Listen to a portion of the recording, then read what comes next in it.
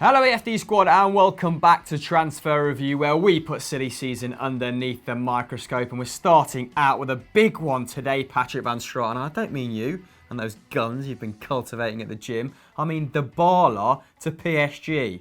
Can you feel that a bit sick on the back of your throat? Because apparently 80 million euros it cost. That's all they want for him.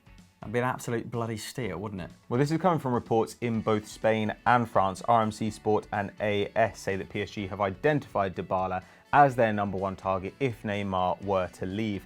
Now, obviously, Sporting Director Leonardo, returning to the club this summer, said that they were ready to contemplate offers for Neymar, but very clearly they want back the money they spent on him, 220 million euros. At the moment, we've only really heard solid links with Barcelona, who are apparently exploring a cash plus player deal, which I thought sounded pretty good overall. Very football manager, though.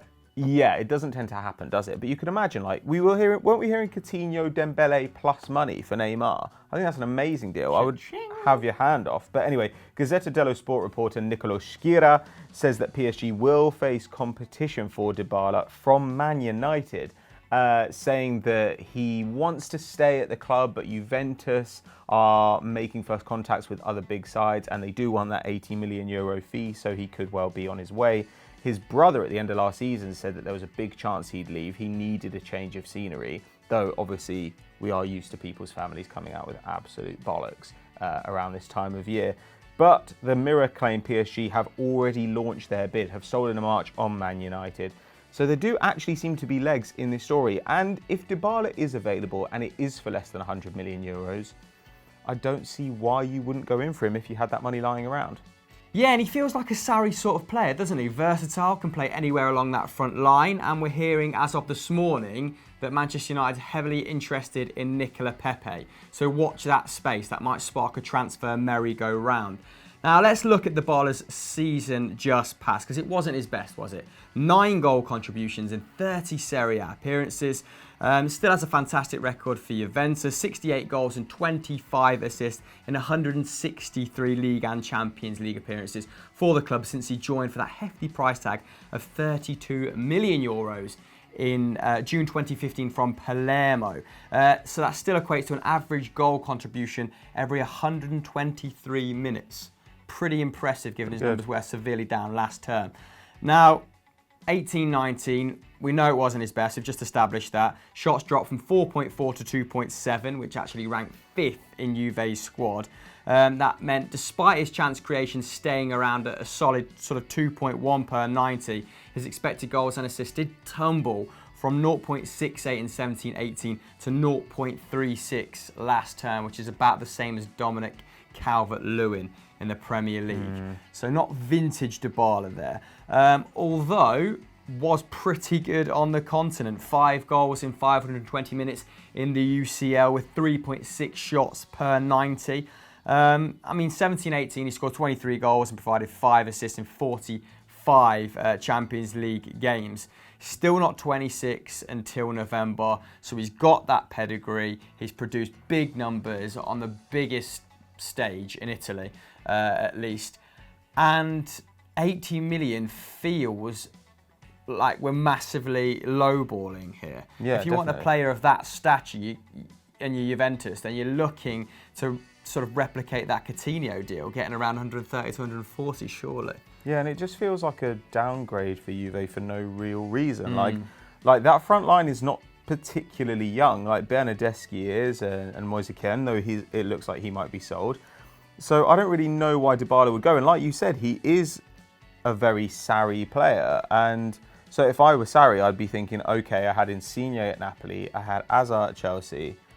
The best fit for that position at Juventus is clearly Dybala. So I'd be shocked if he's willing to let him go, unless the club hierarchy have just decided that he's too much trouble. So it's an awful lot of chance creation lost if they get rid of Cancelo, who's one of their most prominent attackers down that right-hand side, wasn't it? Albeit a little bit defensively suspect, didn't play all the time last season. We've got Dybala creating over 2 chances a game. If you let both of those players go, and you're changing the system, that's quite dramatic in the space of one summer, isn't it? Yeah. Quite a lot of money raised, though. I literally don't know what's happening with Juventus at the moment. I think they've gone mad. Yeah. Have they gone mad? Vote in the poll above. Yes or yes further down. Now, fullbacks are on everybody's shopping list this summer, and Philippe Max of Augsburg is no exception, with two of Europe's big boys tussling over him. Hamill, take us through who's in for the German. Well, before we get into that, Patrick, if you're not subscribed to Eurofootball Daily, then please click the subscribe button up there, as demonstrated on screen right now, as well as the small bell. You won't miss any transfers in the upcoming weeks. Back into fullbacks, because we did bring you some news a few weeks ago that Liverpool were interested in Real Betis fullback Junior Firpo. Plays all the way down that left-hand side. Had some very good numbers, some very odd numbers actually, didn't he? Kind of profiled like a winger sometimes. Yeah, lots of shots. He was utilised in a lot of different ways by Sessegnon, and he definitely piqued our interest earlier on the season. However, that transfer appears to have gone quiet, and Liverpool have instead entered a race with Barcelona to sign Augsburg left-back Philippe Max, like Patrick said. Now, both clubs keen to generate more competition in that left-back berth, having Andy Robertson and Jordi Alba as their only outstanding choices in that position. Diario Sports claim that the Blaugrana are weighing up a move for Max against a £22.5 million move for Wolfsburg's Jerome Roussillon. Whilst the Metro claim that Liverpool are in fact more keen to replace, Moreno, his output was huge, with the German, who has a £18 million price tag on his head. Klopp repeatedly saying we're going to have to be a little bit more savvy. We can't spend massively. The only clubs who can spend 6 digits year on year in world football are PSG and Manchester City. Of course, they spent £118 million since the start of last campaign, and it appears that the finances are becoming a little bit tighter. But that left-back cover will be essential. James Milner, of course, can play there, but predominantly covers in the midfield now. So yeah, more competition for places can only be a good thing, Pat. Yeah, I'm not sure that Philippe Max is the guy that I'd go for. Obviously, he's come through Bayern, Schalke, now he's been at Augsburg for the last few years. Pretty reliable performer, generally only misses about 5 games a season in the Bundesliga. And 17-18, that was probably when you heard his name for the first time. He got 12 assists in the league that year. In 33 Bundesliga games. So he was actually involved in 32% of Augsburg's goals. Now this year, 4 goals, 2 assists. And the thing is, when you look at his key pass numbers, you see 2 a game, and that looks really healthy, because by comparison, Jordi Alba 1.4, Robertson 1.4, Marcelo 1.6, and you think, well, Max is playing for the 15th best side in Germany. However, half of his key passes are coming from set pieces. And when you look at his other stats, he's not really the fullback that you would look for at a top club. I'm not sure he's a Champions League level fullback. So last season, 2 tackles and interceptions a game with a 63% tackle success rate, which is very, very low. By comparison, somebody like Danny Rose, who is reportedly on the market this summer and could be had for about 20 million. Danny Rose has like an 83% tackle success rate. He's also got 0.8 shots. That's kind of fine, except that he takes set pieces, so maybe you'd expect him to put a few more on target. And 0.4 dribbles. So it's not like when he's faced with a defender in front of him, he's able to beat them and get his team up the field either. It just feels like there are better options. Barcelona supposedly had David Alaba offered to them as part of a deal for Ousmane Dembele from Bayern Munich. And Liverpool can surely find, 15, 20 mil, find a better home for that money than sending it to Augsburg in return for Philippe Max. He's also very poor in the air, 38% aerial win rate and a 72% pass accuracy. So generally speaking, I just do not see why this one would work out at all. This looks to me like sometimes there's a player whose numbers are really good on a bad team and you think, wow, this player's great on a bad team. They're going to skyrocket when they get on a good side. So we made that case with, say, Marcus Thuram. And then there are other players where you say, actually, their numbers are much better because they're on a bad team because everything goes through them. So you could make that case with someone like Wilfried Zaha. And I think in this case, Philippe Max is clearly their outstanding attacking outlet. And it's that combination of stats as well, isn't it? Yeah. So like you said, I think he put up the most crosses in the Bundesliga last campaign, so maybe more suited towards Liverpool than Barcelona if we're kind of clutching at straws here. But an inability to beat your man and then put a cross in doesn't spell elite level fullback. 0.4 dribbles. If he was completing a couple of dribbles and a couple of key passes, then you think, okay, this guy's got something different in his locker. Yeah. But yeah, kind of underwhelming. It's weird they're competing as well, right? Because Liverpool need a backup left back. Whereas Barcelona need a long-term heir to Jordi Alba. Jordi Alba's in his 30s now. They had to give him a huge contract to stop him leaving on a free. For them, I think just spending the money on Junior Firpo, if you think that he's the right guy, makes a lot more sense than fannying about with like 25-year-old Germans who, at that age, are probably not going to improve on the player they are now. I think the problem for Barcelona is they've probably got, if they sign Junior Firpo and they, also have Nelson Semedo as their right back, you have two very forward-thinking fullbacks, and they've been defensively suspect at various points under Valverde, and he's kind of sacrificed that forward impetus for defensive solidity, hasn't he? Put in Sergio Roberto there, amongst other things. So I think he would probably feel uncomfortable having Firpo and Semedo in the same side, and is probably sounding out a slightly more boring option.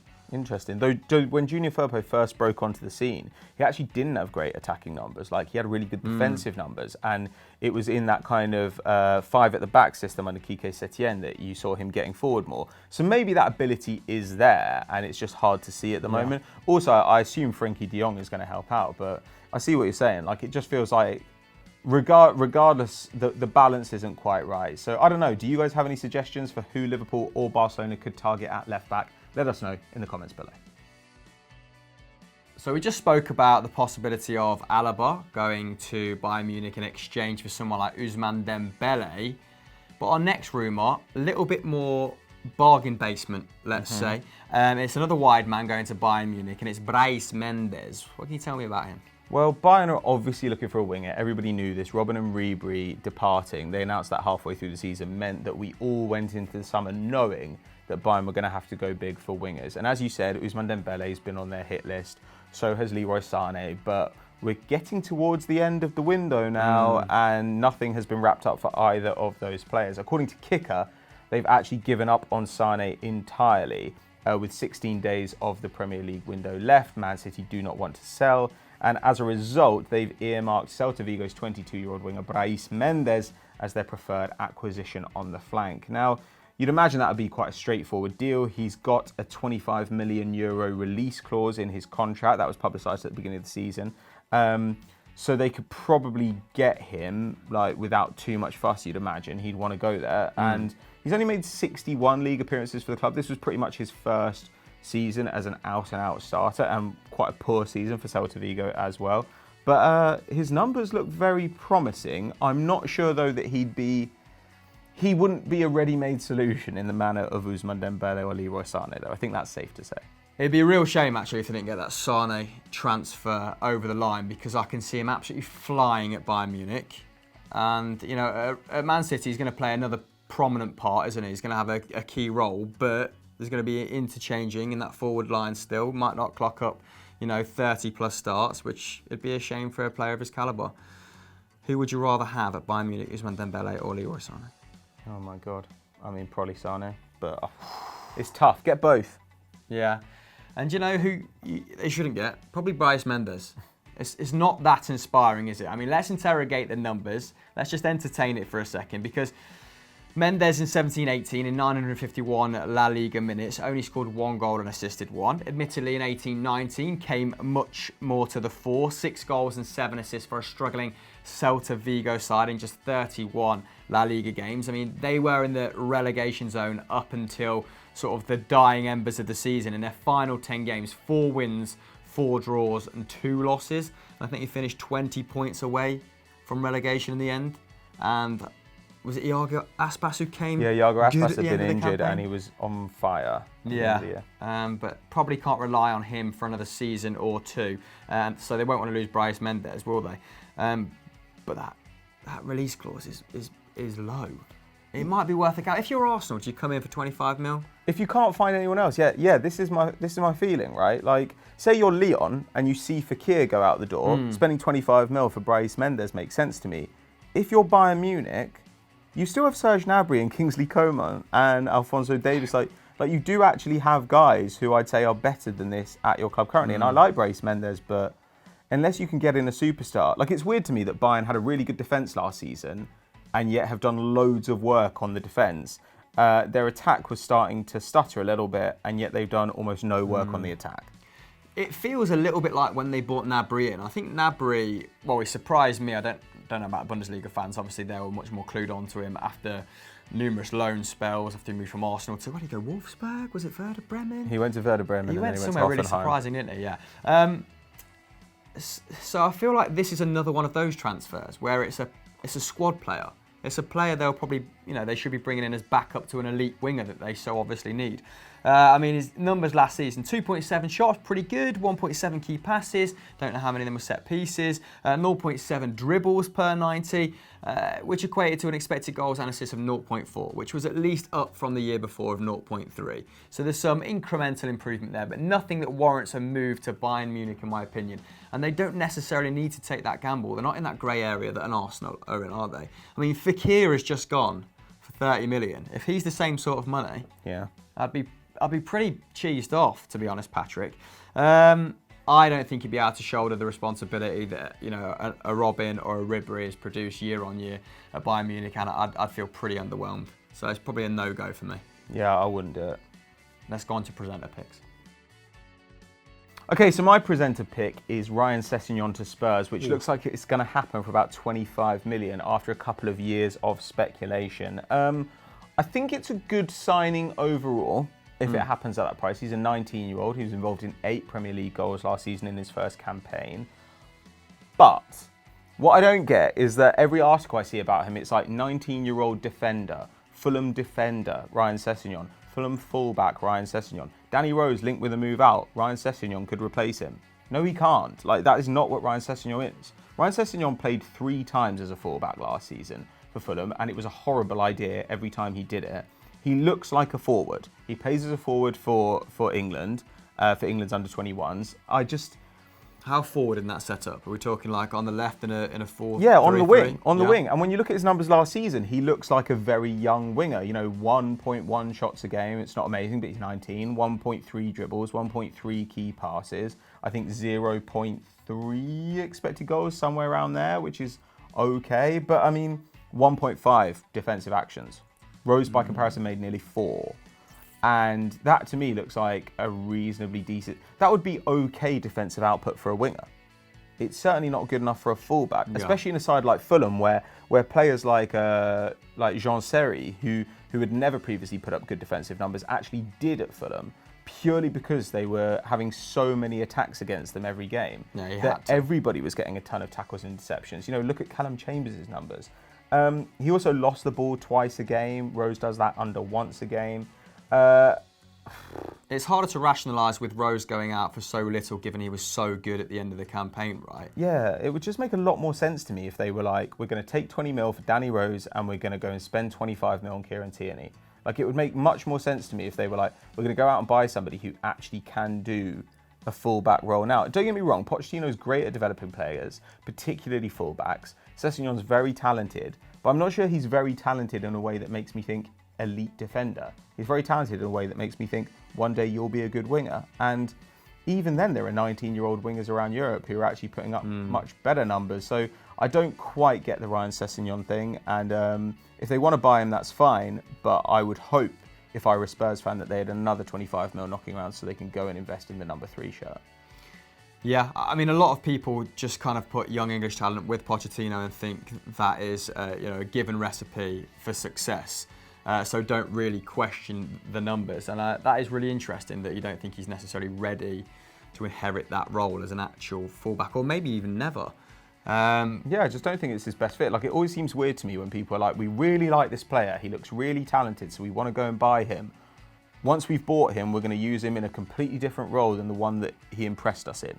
That seems always to me like a really, really strange idea. And one of the bigger questions there, I suppose, is who is going to be lucky enough to pick up Danny Rose for that paltry sum, because apparently he's Juventus. Probably got another 2 or 3 years of being a really elite fullback, hasn't he, at the very least. It's just headspace is quite clearly not in North London. He wants out, doesn't he? Which is going to help engineer a move for a low price.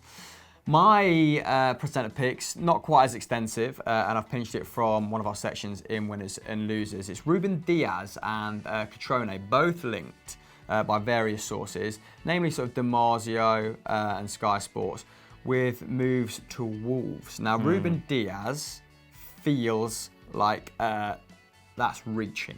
because he is one of Europe's most coveted young defenders, isn't he?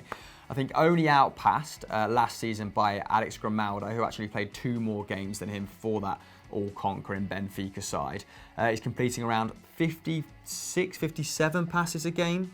And of course, in comparison to Manchester City's centre-halves who rack up 80, 90, that doesn't look that impressive. But it's better than Rafa Varane. Like he's obviously naturally very comfortable on the ball, and some of his passing is very sort of is very explorative. Let's say his buyout is high though. His buyout's like 50 mil, and Benfica tend to ask you to pay the buyout. His buyout's 57 mil, okay. And they want to offer him improved terms and raise his buyout to 100 mil, and that is very sensible when the likes of Real Madrid and Manchester United and Arsenal, in fact, are sniffing around. So. This sort of feels, Ruben Diaz, maybe one too far, but Patrick Cutrone... that makes sense. Yeah, they need to raise funds, I think, for Angel Correa, AC Milan. They want to bid 50 mil for Angel Correa, which would be good for Atletico. I feel like it's good for all parties involved, really. And Patrick Cutrone subsequently is available for 23 mil. Now, he only gets off, I think it was 2.1 shots this season, so down from 2.6. But when people sort of rave about Piontek, his numbers are actually lower than Cutrone's when he was sort of banging the season before in 17-18. Because that's when he scored, I think, around 18 and 40 plus appearances. Obviously didn't fare very well in the league last term, but no AC Milan forward really did, barring Piontek when he came in. I think he got 9 and 16. But 1.4 shots in the box for Cutrone. I think that would be the second best in Wolves' side. So it'd make them a little less predictable. Jota does a lot of his work outside the box, doesn't he? I think Jimenez gets around 1.7 shots off inside the box. So they've got one forward really in that whole attacking roster who specialises in getting good opportunities in the box. Now Cutrone doesn't get involved with play whatsoever. I think he averaged 9 passes per night this term. But is a nice little unorthodox finisher, like a good mover. He's fairly pacey, isn't he? So there's an air of unpredictability about him. And I just think he would complement that Wolves forward line quite nicely, and he'd be a good option to rotate in and out of the side. 23 mil, can't really lose. I feel like AC Milan, very young, if they don't persevere with him, might feel like they've lost in a couple of years' time if he comes good. But it feels like a fair price. Yeah, that feels like a very AC Milan thing to do though, doesn't it? Like just to bin off a young player because they've got bored. And just, carry on letting Suso shoot from anywhere. Quality. So that's my presenter picks. I would definitely go for Patrick Cutrone. I think Ruben Diaz is probably going to be at Benfica for another year. We've got a massive future ahead of him, I imagine. He was great for Portugal at the Nations League as well, wasn't he? I think he started all 6 games. Guys, who would you opt for, at Spurs? Would you want to keep Danny Rose? Would you think Ryan Sessegnon's a wise signing? Wolves fans, would you welcome Cutrone through the doors of your club? Let us know in the comments below. That's all for this week. What else has been on Football Daily in the last 7 days that you've enjoyed, Patrick? Oh, well, we've obviously got some Stat Wars OG editions coming back. Of course, Transfer Talk to keep on top of all the rumours going around. And we should have a special podcast concerning Lionel Messi coming up for you in the very near future. Bye. Bye.